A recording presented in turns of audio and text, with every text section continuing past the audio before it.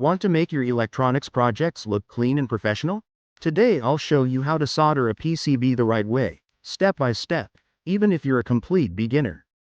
First, you should have these: soldering iron and soldering stand, resistors, capacitors, ICs, etc. Desoldering pump or wick for mistakes.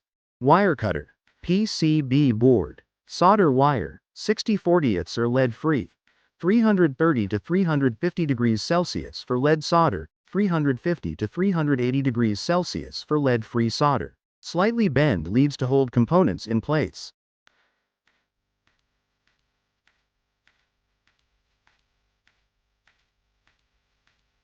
Touch both. The component lead the PCB pad heat for about 1 to 2 seconds. Feed solder into the joint, not directly onto the iron tip. You should see a small shiny cone-shaped smooth, not dull or cracked.